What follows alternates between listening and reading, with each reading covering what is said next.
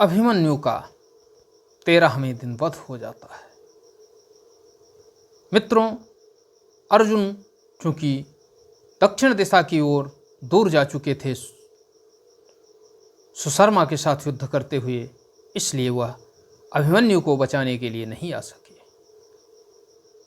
संध्या के समय जब युद्ध बंद हुआ तब अर्जुन पहुंचते हैं। आकर उन्हें सूचना मिलती है उनका पुत्र अभिमन्यु वीर गति को प्राप्त हो चुका है। ज्यों ही अभिमन्यु की वीर गति के बारे में सुनते हैं अर्जुन, त्यों ही अर्जुन समझो छत बिछत हो जाते हैं, विक्षिप्त अवस्था में पहुंच जाते हैं, पागल हो जाते हैं। अरे सोचो, जिसका एक अत्यंत प्रतापी 16 वर्षीय पुत्र मृत्यु को प्राप्त हो चुका हो। अरे मृत्यु प्राप्त होती है फिर भी अपने कलेजे के ऊपर पत्थर रखकर व्यक्ति उसको बर्दाश्त कर लेता है। एक महान सूरवीर, महान धनुर्धर अर्जुन का पुत्र, जिसे कि छल करके मार दिया गया। एक अकेला उससे कोई जीतने वाला नहीं था, साथ साथ महारथियों ने मिलकर के उसको पीछे से वार करके मार दिया। सोचिए क्या बीतती होगी अर्जुन के ऊपर। अर्जुन सोच नहीं पा रहे थे कि वो क्या कहें। क्या हुआ उस दिन अर्जुन के दक्षिण दिशा में जाने के बाद वो पूछते हैं। सभी पांडव बारी बारी से अर्जुन को बताते हैं कि क्या क्या स्थितियां घटित हुई और अभिमन्यु क्यों युद्ध क्षेत्र में गया। तब अर्जुन को जानकारी मिलती है कि चक्रव्यूह का निर्माण किया गया था और चक्रव्यूह का भेदन अभिमन्यु पूरी तरह से नहीं जानता था। वो 8वें द्वार को तोड़ना नहीं जानता था, व्यूह के अंदर घुसना ही जानता था, व्यूह से बाहर निकलना नहीं जानता था। अरे चलो कोई बात नहीं, वो घुस गया था, लेकिन उस तरह वीर गति तो किसी को भी प्राप्त हो सकती है, लेकिन उसकी इस तरह से जो निर्मम हत्या की गई, उस हत्या से अर्जुन विचलित हो गए।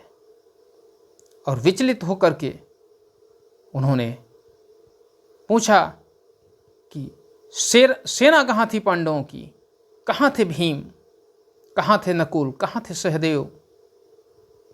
तब भीम ने बताया कि मुझे इस जयद्रथ ने रोक रखा था। अर्जुन को ज्ञात था कि जयद्रथ को महादेव से वरदान मिला था कि एक दिन के लिए अर्जुन को छोड़कर कोई भी पांडव उसे पराजित नहीं कर सकता है, और वह यही दिन था। अर्जुन ने सोचा कि यदि जयद्रथ भीम को अंदर जाने देता तो अभिमन्यु के साथ इस तरह की दुर्घटना नहीं होती, इस तरह का अन्याय नहीं होता, घोर पाप नहीं किया जाता। जब ऐसी बात अर्जुन सोचते हैं तो उन्हें सबसे ज़्यादा क्रोध जयद्रथ के ऊपर ही आता है। जयद्रथ के बारे में आपको तो पता ही होगा, ये सिंधुराज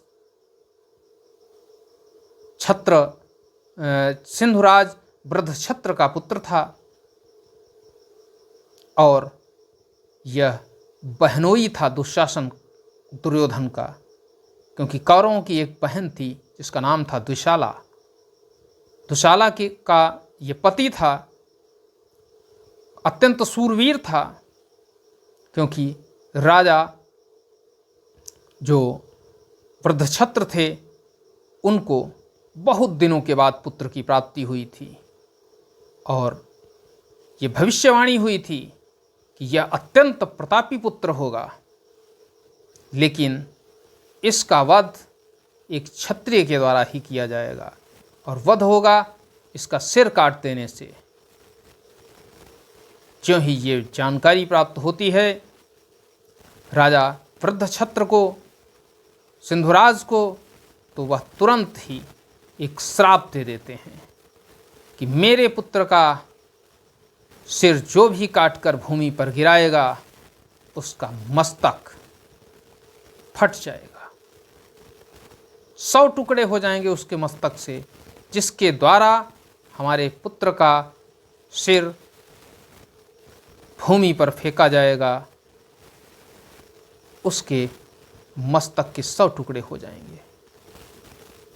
कोई नहीं चाहता था कि जयद्रथ का वध किया जाए, क्योंकि जयद्रथ का वध उसका सिर कटने से ही होती, और सिर रखा कहाँ जाता, कभी तो भूमि पर गिरता ही। ज्यों ही भूमि पर गिरता, जिस योद्धा ने उसका सिर काटा होता उसकी मृत्यु हो जाती, या जिसके द्वारा वो भूमि पर गिराया जाता उसकी मृत्यु हो जाती। उसका जो सर था उसके 100 टुकड़े हो जाते।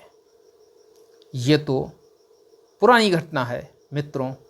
आज अर्जुन इतने क्रोधित थे कि उन्होंने जयद्रथ के वध की प्रतिज्ञा कर ली, और ऐसी वैसी प्रतिज्ञा नहीं, प्रतिज्ञा की कि यदि कल सूर्यास्त से पहले मैं जयद्रथ का वध नहीं कर देता हूं तो मैं अग्नि समाधि ले लूंगा। अर्जुन के द्वारा इस तरह की प्रतिज्ञा करना ये कोलाहल पैदा करने वाली थी। कौरव सेना के अंदर शोक उत्पन्न हो गया, लेकिन शोक के साथ साथ कौरव सेना प्रसन्न भी थी। वो सोचती थी कि अगले दिन जयद्रथ युद्ध क्षेत्र में ही नहीं जाएगा, और पूरा दिन केवल जयद्रथ को बचाने के लिए ही युद्ध किया जाएगा, और यदि जयद्रथ सूर्यास्त से पहले तक अर्जुन के हाथों नहीं मारा जाता है तो अर्जुन आत्मदाह कर लेगा, और ज्यों ही अर्जुन आत्मदाह करेगा पांडवों की हार सुनिश्चित हो जाएगी। मित्रों, वह रात तो रोते बिलखते गुजरी। अंतिम संस्कार किया गया अभिमन्यु का। लोग कहते हैं प्रभु श्री कृष्ण तो बचा सकते थे, जब उन्होंने सभी पांडवों को बचाए रखा तो अभिमन्यु को भी बचा सकते थे। मित्रों, प्रभु श्री कृष्ण विधि के विधान को नहीं टालते हैं। वह स्वयं उनका भांजा था, वह स्वयं उसके गुरु थे, लेकिन फिर भी उन्होंने उसे बचाया नहीं। क्यों? क्योंकि विधि के विधान को कोई भी नहीं टालता है। प्रभु तो कभी भी नहीं टालते हैं। जो होने वाला होता है वह होकर रहता है, और वही हुआ। रात्रि पूर्ण हुई। अगले दिन का ज्यों ही शंखनाद हुआ, भयंकर युद्ध होने लगा। कौरवों की सारी सेना केवल और केवल जयद्रथ को बचाने पर जुटी हुई थी कि किसी भी तरह से अर्जुन आज जयद्रथ के पास तक नहीं पहुंच पाए। लेकिन अर्जुन आज महाकाल का रूप हो चुका था। जो भी उसके सामने पड़ता था वो धराशायी ही दिखाई देता था। या तो हार करके उससे दूर हट जाता था या मृत्यु को प्राप्त हो जाता था। आज जो भी उसके सामने पड़ता था अर्जुन निहत्थे पर वार नहीं करता था और उनको छोड़ता हुआ आगे बढ़ता हुआ जा रहा था। लेकिन मित्रों, कौरवों की सारी सेना आज अर्जुन को ही रोकने पर लगी हुई थी। इधर ये जो जयद्रथ था वो युद्ध करने ही नहीं आया। अर्जुन पूरे कुरुक्षेत्र में जयद्रथ को ढूंढते ढूंढते थक गए, लेकिन जयद्रथ कहीं नहीं मिल रहा था। कभी अर्जुन इधर जाते कभी उधर जाते, लेकिन जयद्रथ कभी मिलने वाला नहीं था। क्यों? क्योंकि जयद्रथ तो आज आया ही नहीं था। अर्जुन को लगता था कि जयद्रथ आया होगा, लेकिन जयद्रथ था कि वो आया ही नहीं था। अब ऐसी स्थिति में अर्जुन युद्ध कर रहे हैं। अर्जुन को रोकने के लिए नए नए बलशाली योद्धा अर्जुन के सामने आ रहे हैं, और अर्जुन सबको पराजित करते हुए आगे बढ़ते जा रहे हैं। मित्रों, समय लगता है। युद्ध क्षेत्र में संपूर्ण युद्धस्थल को घूमना और युद्ध करते हुए हर मोड़ पर एक नया योद्धा आपको टक्कर देने के लिए खड़ा हो। मित्रों, दिन बीत गया, सूर्यास्त हो गया। अब जब सूर्यास्त हो गया तब तो सुनिश्चित हो गया था कि अर्जुन अब अग्नि समाधि अवश्य ले लेंगे। ज्यों ही शंखनाद होता है युद्ध विराम का, त्यों ही पांडवों की सेना में शोक व्याप्त हो जाता है। कौरवों की सेना में उत्साह आ जाता है। कौरवों की सेना में अत्यंत ही प्रसन्नता आ जाती है। आज पूरा दिन कौरव सेना भी सूर्य देवता से उपासना कर रही थी और पांडव सेना भी उपासना कर रही थी। दोनों ही सेनाएं अपनी अपनी अपनी अपनी जो उनके विषय थे उनको लेकर के वह लगातार सूर्यदेव से आग्रह कर रही थी। जहाँ पांडव सेना सूर्यास्त न होने के लिए प्रार्थना कर रही थी, वहीं कौरव सेना शीघ्र सूर्यास्त होने के लिए सूर्यदेव की प्रार्थना कर रही थी। ज्यों ही सूर्यास्त होता है त्यों ही कौरव पांडव दोनों ही पक्षों के लोग जो सैनिक थे वो एकत्रित होने लगते हैं। युद्ध बंद हो चुका था। अर्जुन रथ से उतर पड़ते हैं और अग्नि समाधि लेने के लिए चिता की तैयारी होने लगती है। प्रभु श्री कृष्ण मौन हैं। अरे जब नारायण मौन है तो कुछ तो घटित होने वाला ही होगा, ये कोई नहीं सोच रहा है। सब अपना अपना दिमाग लगा रहे थे। दिमाग लगाया दुर्योधन, दुशासन, शकुनी, कर्ण, द्रोणाचार्य, सब ने सारे लोग अट्टहास कर रहे हैं। जहाँ द्रोणाचार्य को कष्ट हो रहा है क्योंकि उनका सबसे यशस्वी, सबसे महान शिष्य आज अग्नि समाधि लेने जा रहा है, आत्महत्या करने जा रहा है। यह उनके लिए सबसे कठिन समय था। लेकिन अन्य शकुनी, दुशासन, दुर्योधन सब अत्यंत प्रसन्नचित्त थे, अट्टहास कर रहे थे। और जब दुर्योधन दुशासन के अट्टहास को सुना जयद्रथ ने, तो जयद्रथ जान चुका था कि सूर्यास्त हो चुका है। अब देख लिया जाए कि किस तरह से अग्नि समाधि लेते हैं अर्जुन। देखिए, जिसकी मृत्यु, वो क्या कहते हैं कि गीदड़ की जब मृत्यु आती है तो शहर आ जाता है, शहर की ओर रुख करता है। तो आज मृत्यु सुनिश्चित थी। इस जयद्रथ की, और जयद्रथ युद्ध भूमि की तरफ आ गया। अर्जुन के सामने आकर के अट्टहास करने लगा। अच्छा, एक बात बताइए, जैसे आप सबसे कठिन समय में, जब आपको सबसे ज़्यादा किसी चीज़ की आवश्यकता हो, आप उसको पूरा न कर पाएँ, तो सामने वाला अट्टहास करता है, आप क्या करते हैं?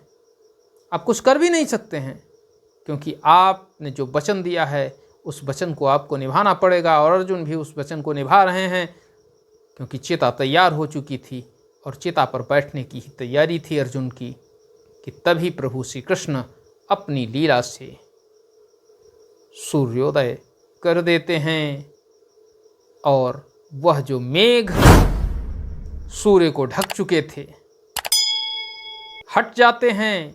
एक बार पुनः सूर्य का प्रकाश उस कुरुक्षेत्र में दिखाई देने लगता है। ज्यों ही सूर्य को चमकते हुए दोनों सेनाएं देखती हैं, दोनों पक्षों की योद्धा देखते हैं, सभी हतप्रभ रह जाते हैं, क्योंकि ये विस्मित करने वाला क्षण था। सूर्य डूबा जान चुके थे, जबकि सूर्य तो अस्त हुआ ही नहीं था। प्रभु श्री कृष्ण अर्जुन से कहते हैं कि हे अर्जुन, अब क्यों शांत हो? लक्ष्य तुम्हारे सामने है और तुम चिता में जलने जा रहे हो। सूर्यास्त कहाँ हुआ है? सूर्य आकाश में चमक रहा है। लक्ष्य तुम्हारे सामने खड़ा है, भेदन करो लक्ष्य का, लेकिन ध्यान रहे इसका सर नहीं गिरना चाहिए भूमि में।